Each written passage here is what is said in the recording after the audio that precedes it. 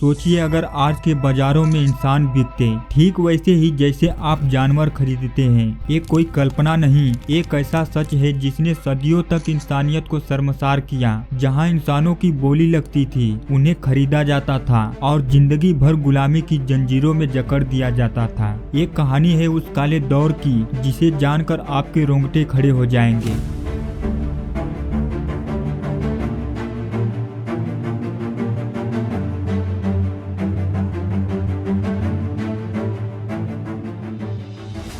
क्या आपने कभी सोचा है कि आजादी की असली कीमत क्या होती है?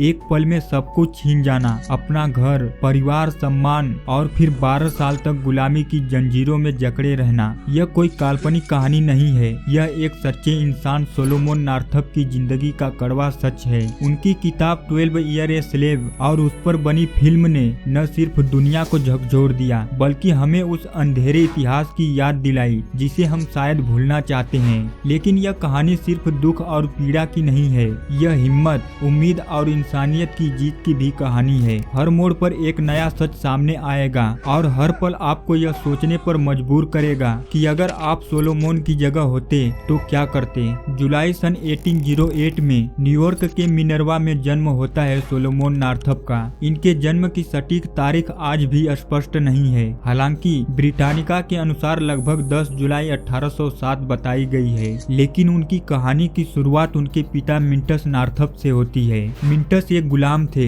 जिन्हें उनके मालिक कैप्टन हेनरी नॉर्थप की मृत्यु के बाद उन्हें आजाद कर दिया गया था। उनकी वसीयत में यह शर्त थी कि उनके गुलामों को मुक्त कर दिया जाएगा। मिंटस ने अपने बच्चों सोलोमन और उनके भाई जोसेफ को मेहनत, ईमानदारी और आत्मसम्मान की सीख दी। सोलोमन पढ़ा लिखा था, उसने स्कूल में बुनियादी शिक्षा हासिल की थी और किताबों से उसे गहरा लगाव था। वह एक कुशल बढ़ई था और वायलिन बजाने में माहिर था, जिसके कारण उसे स्थानीय समुदाय में सम्मान मिलता था। सन 1828 में 20 इयर्स की एज में सोलोमन ने एन हैम्पटन से शादी की। एन एक मेहनती और प्रतिभाशाली महिला थी जो खाना बनाने में निपुण थी। उनकी शादी क्रिसमस के दिन हुई और यह जोड़ा न्यूयॉर्क के सरटोगा स्प्रिंग्स में बस गया। सोलोमन और एन के 3 बच्चे हुए, एलिजाबेथ, मार्गरेट और एलेंजो। सोलोमन दिन में बढ़ई का काम करता और रात में स्थानीय आयोजनों में वायलिन बजाकर अतिरिक्त कमाई करता। उनकी जिंदगी साधारण थी, लेकिन उसमें एक गहरा सुख और संतोष था। सरटोगा उस समय एक लोकप्रिय पर्यटन स्थल था और सोलोमन का परिवार वहां के मिडिल क्लास लाइफ का हिस्सा था। लेकिन सन 1841 में एक ऐसा दिन आया जिसने उनकी इस सुखी दुनिया को तहस नहस कर दिया। मार्च सन 1841 में एन अपने बच्चों के साथ सालाना काम के लिए सेरिल्स कॉफी हाउस गई थी, जो सार्टोगा से करीब 20 मील दूर था। इस दौरान सोलोमन घर पर अकेले थे, तभी 2 व्यक्ति उनसे मिलने आए जिन्होंने खुद को मेरिल ब्राउन और अब्रम हैमिल्टन बताया। ये दोनों सज्जन दिखने वाले लोग थे जो सर्कस के आयोजक होने का दावा करते थे। उन्होंने सोलोमन को एक आकर्षक प्रस्ताव दिया, कुछ दिनों के लिए उनके साथ वायलिन बजाने का काम, जो सार्टोगा से शुरू होकर वाशिंगटन डीसी तक जाएगा। वेतन इतना अच्छा था कि सोलोमन ने बिना ज्यादा सोचे और अपनी पत्नी को बताए बिना हाँ कर दी। उसे लगा कि यह एक छोटी यात्रा होगी और वह जल्दी लौट आएगा, लेकिन यह उसकी जिंदगी की सबसे बड़ी भूल साबित हुई।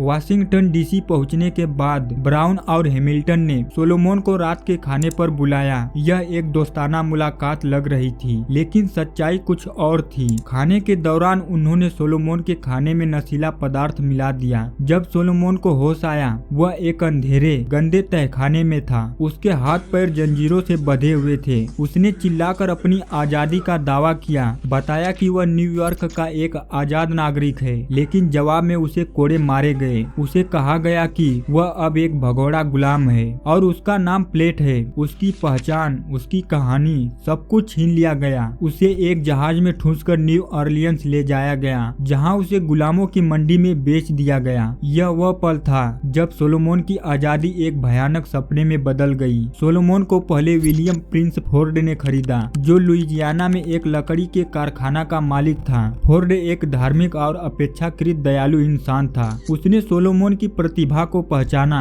और उसे बढ़ई के काम में लगाया। सोलोमन ने फोर्ड के लिए एक नहर बनाने में मदद की, जिससे उसकी कीमत बढ़ गई। लेकिन फोर्ड की आर्थिक स्थिति खराब होने के कारण एक साल बाद सन 1842 में उसने सोलोमन को जॉन एम टिबोट को बेच दिया। टिबोट एक क्रूर और हिंसक मालिक था। एक बार जब उसने सोलोमन को कोड़े मारने की कोशिश की तो सोलोमन ने आत्मरक्षा में उसका विरोध किया और उसे हराया। यह साहस टिबोट को बर्दाश्त नहीं हुआ। उसने सोलोमन को फांसी देने की कोशिश की, लेकिन फोर्ड के नौकर चैपिन ने हस्तक्षेप कर उसकी जान बचा ली। सन 1843 में सोलोमन को एडविन एप्स को बेच दिया गया, जिसके पास वह अगले 10 साल तक रहा। एप्स एक शराबी, सनकी और बेहद क्रूर मालिक था। उसके बागान में गुलामों को कपास और गन्ने के खेतों में दिन रात काम करना पड़ता था। एप्स को गुलामों को पीटने में मजा आता था। वह इसे अपना मनोरंजन समझता था। सोलोमन को कई बार दूसरों गुलामों को कोड़े मारने के लिए मजबूर किया गया, जो उसके लिए आत्मा को तोड़ने वाला अनुभव था।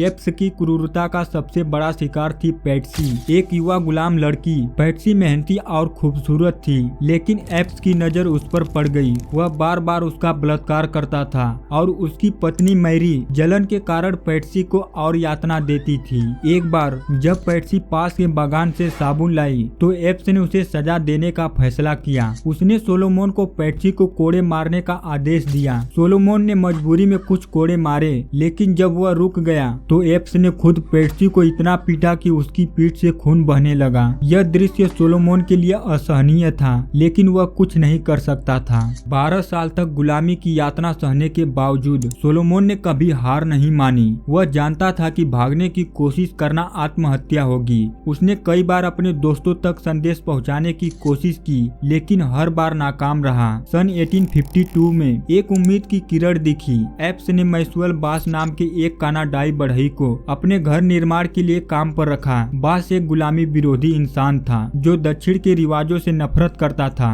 सोलोमन और बास में दोस्ती हो गई। एक दिन सोलोमन ने हिम्मत जुटाकर बास को अपनी सच्ची कहानी सुनाई कि वह एक आजाद इंसान है, जिसे धोखे से गुलाम बनाया गया। उसने बास से गुजारिश की कि वह सारटोगा में उसके दोस्तों को एक चिट्ठी भेज दे। यह एक खतरनाक कदम था। अगर एप्स को पता चलता तो दोनों की जान जा सकती थी, लेकिन बास ने यह जोखिम उठाया और चिट्ठी भेज दी। बास की चिट्ठी सारटोगा पहुंची और सोलोमन की पत्नी एन तक पहुंची। एन ने तुरंत हेनरी बी नार्थप से मदद मांगी, जो एक वकील और सोलोमन के परिवार का पुराना दोस्त और उस व्यक्ति के पोते जिन्होंने मिंटस को मुक्त किया था। न्यूयॉर्क में सन 1840 में बना एक कानून आजाद नागरिकों को गुलामी से बचाने की अनुमति देता था। इस कानून के तहत न्यूयॉर्क के गवर्नर ने हेनरी को सोलोमन को वापस लाने के लिए लुइजियाना भेजा। 3 जनवरी 1853 को हेनरी और एक स्थानीय शेरिफ एप्स के बागान पर पहुंचे। एप्स ने सोलोमन को छोड़ने से इनकार कर दिया, लेकिन कानूनी दस्तावेजों और सोलोमन की पहचान के सबूतों के सामने उसे झुकना पड़ा। 4 जनवरी सन 1853 को सोलोमन को आखिरकार आजादी मिली। जब वह सारटोगा लौटा और अपने परिवार से मिला तो उसकी बेटी मार्गरेट, जो अब शादीशुदा थी,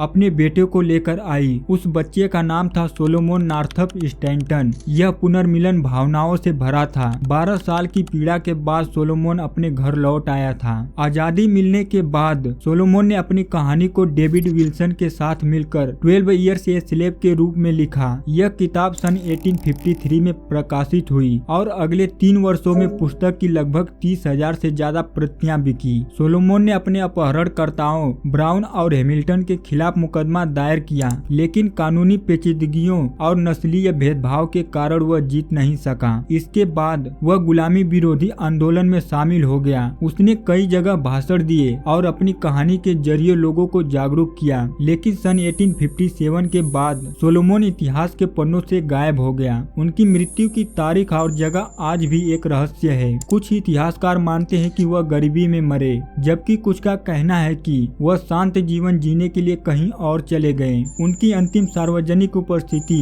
अगस्त 1857 को कनाडा में हुई थी। सन 1860 की अमेरिकी जनगणना में उनका कोई उल्लेख नहीं था और लगभग निश्चित रूप से एनी से पहले ही उनकी मृत्यु हो गई थी। एनी की मृत्यु सन 1876 में हुई थी। सोलोमन नॉर्थप की यह कहानी सिर्फ एक इंसान की नहीं बल्कि उन लाखों लोगों की है जो गुलामी की क्रूरता का शिकार हुए। यह हमें बताती है कि आजादी कितनी कीमती है और इसे छीनने की कोशिश करने वाले कितने क्रूर हो सकते हैं। सोलोमन की हिम्मत, उनकी उम्मीद और उनके संघर्ष की यह कहानी हर उस इंसान को प्रेरित करती है जो मुश्किलों से लड़ रहा है। वीडियो के अंत में आपसे एक रिक्वेस्ट करना चाहूंगा, अपने दोस्तों में वीडियो जरूर शेयर करें और चैनल को सब्सक्राइब करना ना भूलें।